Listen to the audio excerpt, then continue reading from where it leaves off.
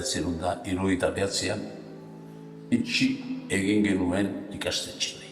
Baina ikastetxea ixtearekin etorri izan raideok edo monjeok lanik gabe gelditzea.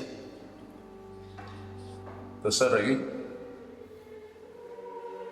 Eta Juan Jose Montserratera joan zan, artxibistika eta liburu tegitako arduradun izateko ikastean. Aita Juan Jose mai baten gainean jarri zituen Panategiren liburuok.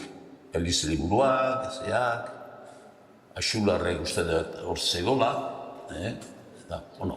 bera bildu zituen liburuak.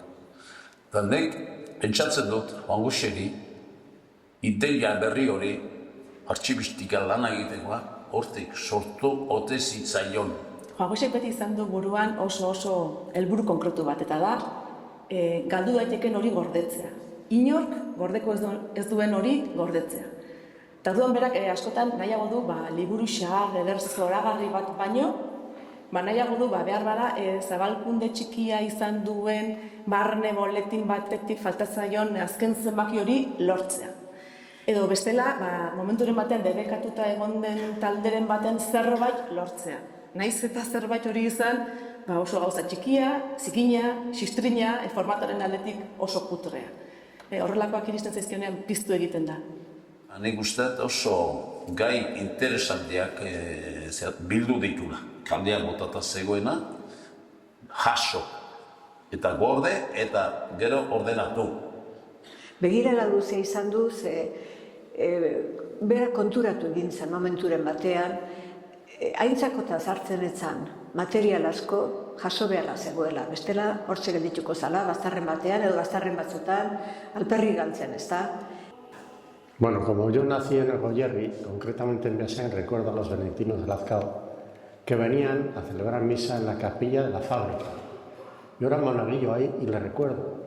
Había conciencia de que había que entregar una copia a los benedictinos.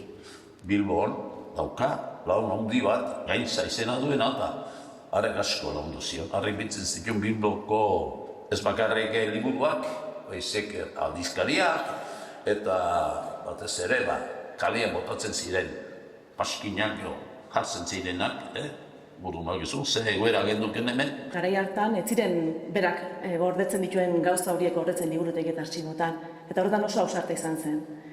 Eta gero oso ausarta izan da baita ere, momenturen batean debekatuta egon diren taldeen gauzak ere gorde izan dituelako. Euskal politika eta gizarte mugimenduen inguruan, artxibo nagusia, artxibo oso garrantzizkoa batzea lortu du.